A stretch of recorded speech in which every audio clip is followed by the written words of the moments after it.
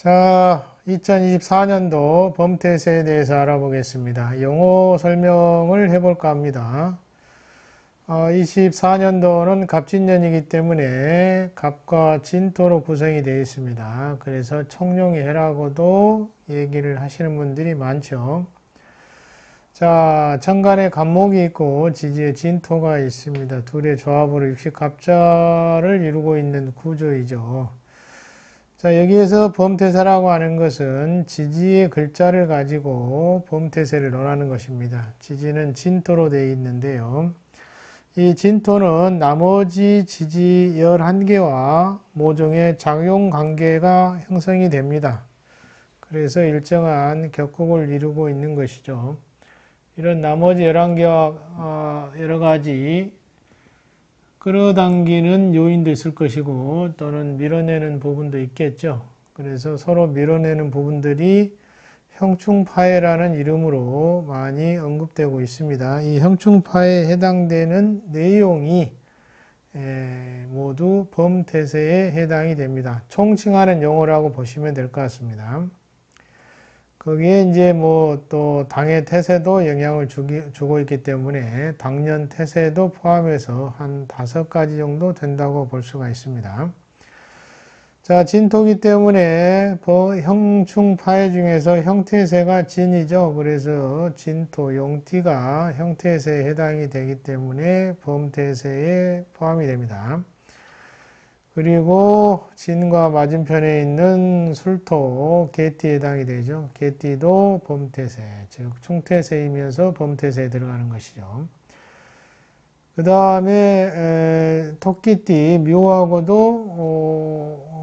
해가 형성이 되고 있기 때문에 상해관계죠. 그래서 둘도 해태세가 됩니다. 해태세이면서 범퇴세에 속하는 것이죠. 토끼띠가 해당이 됩니다.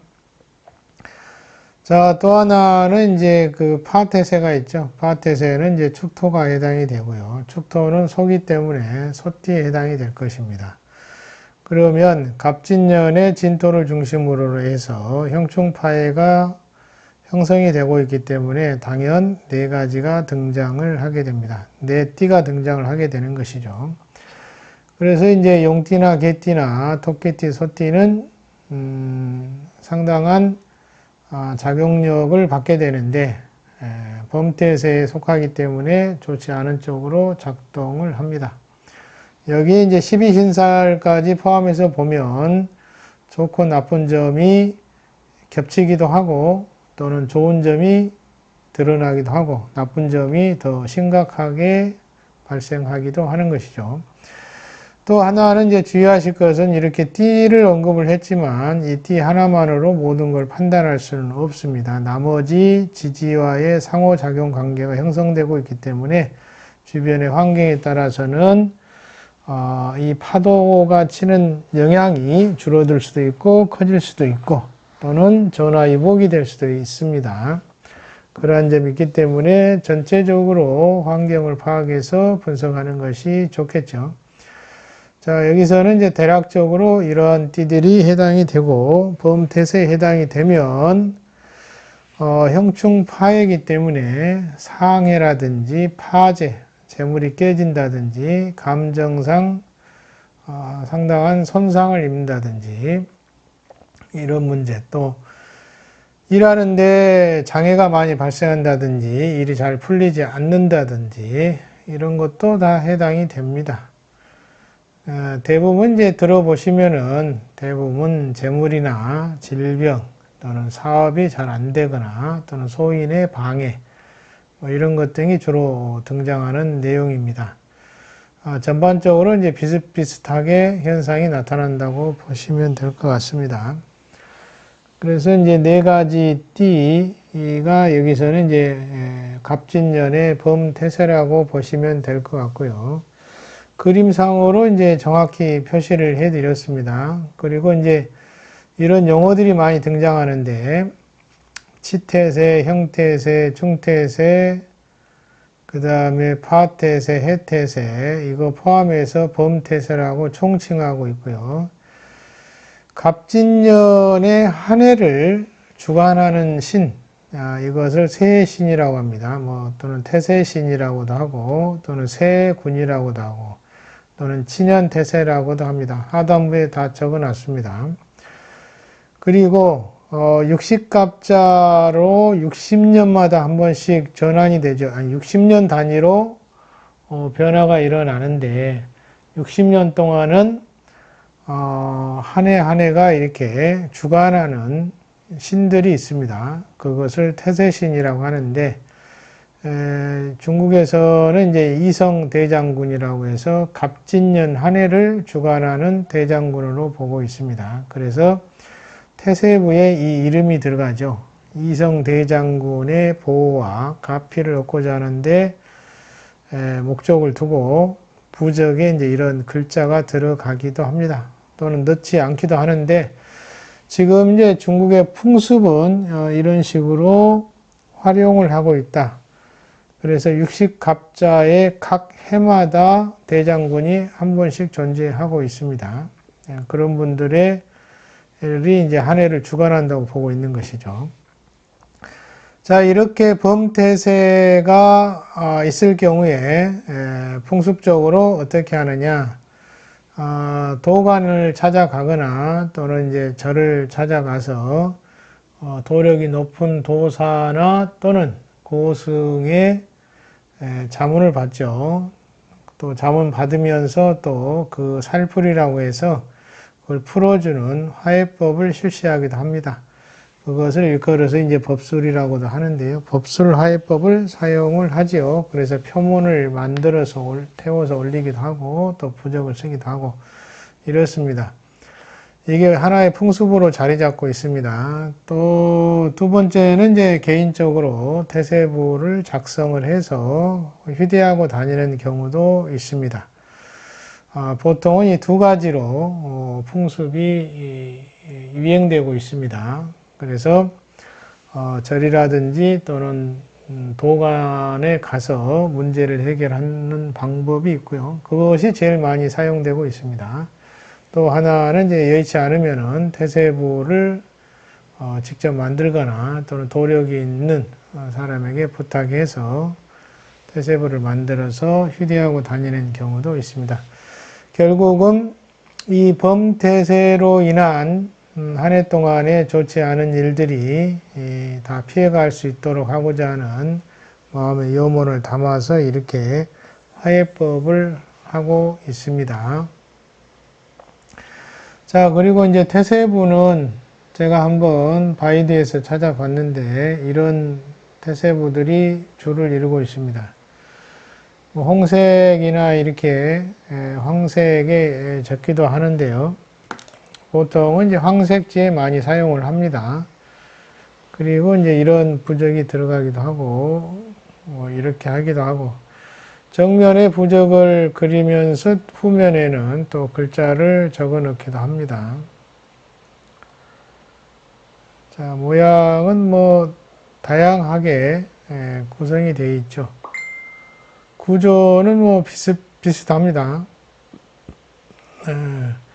부적은 이제 이렇다고 생각하시면 됩니다. 복잡한 것도 있고 간단한 것도 있다. 이렇게 보시면 될 것 같습니다.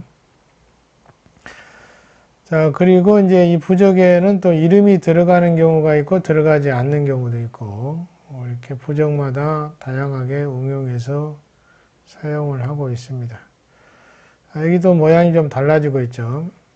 보시면은 뭐 위에 꺽쇠 같은 부분 이제 세 가지 있고 자미가 들어가 있고 이렇게 위에는 이제 삼청이라고 합니다. 옆에 적혀 있죠. 삼청이 있고 자미 이렇게 들어가 있습니다. 그리고 나머지는 뭐 비슷하죠. 또 별자리 표시가 또 항상 태세부에는 들어가 있습니다.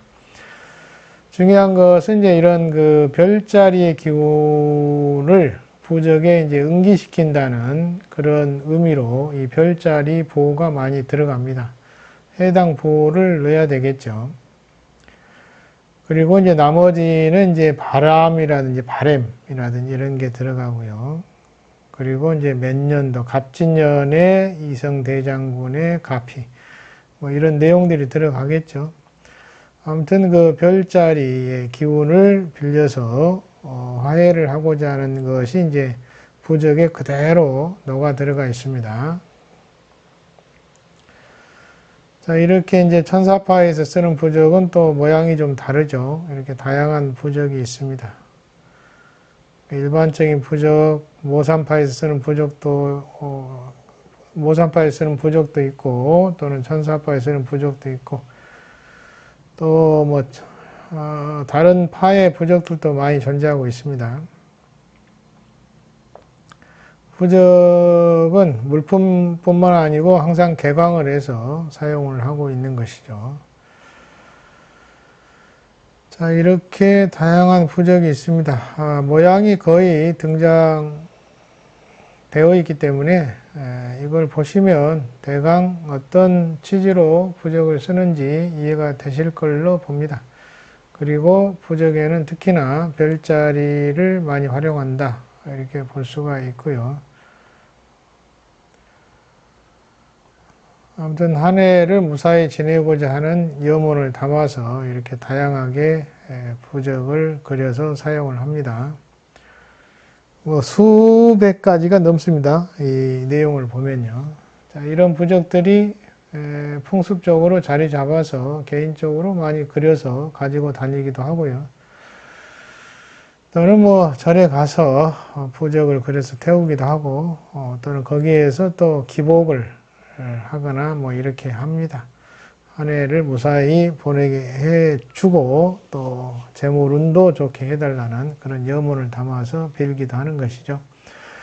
그래서 연초에는 도관이라든지 그 사찰에는 상당히 많은 사람들이 이제 붐비게 되는 것입니다.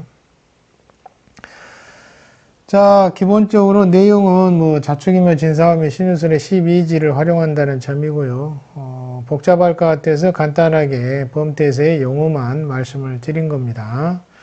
여기에 들어가 있는 그 치태세는 당년 치세를 말합니다. 당해년도 태세를 말하는 것이고요. 나머지는 형충파이기 때문에 이해가 되실 걸로 보입니다. 자, 해결하는 방법은 배태세, 절한다는 얘기죠. 그래서 이제 사찰이나 도관에 방문해서 그 육식갑자로 된 각자의 신들이 있다고 했죠. 그 신들을 모신 신상이 있습니다. 도관을 가보면 60개의 신상이 있는데, 예를 들어서 거기 해당되는 신상에 가서 기복을 하겠죠. 기복. 여러 가지 뭐 제물을 올리거나 또는 부적을 거기서 써서 태우거나 뭐 여러 가지 법수를 하거나 이렇게 합니다. 자, 그래서 배태사라는 용어도 있고요. 태세부라는 용어도 있고, 이렇게 한 해가 시작되면 이런 용어들이 많이 등장을 합니다. 특히 사주와도 밀접하게 관련이 되어 있죠. 이런 것은 좀 참조해 볼 만합니다. 자, 오늘은 범태세의 용어에 대해서 말씀을 드렸습니다. 해당되는 띠에 관련되는 분들은 이제 한 해를 조금 조심하는 시간을 좀 많이 가져야 되지 않을까 싶습니다. 또는 뭐 화해를 해보는 것도 한 방법이 될 수가 있겠죠. 자, 간단하게 용어, 많이 쓰는 용어에 대해서 정리를 해봤습니다.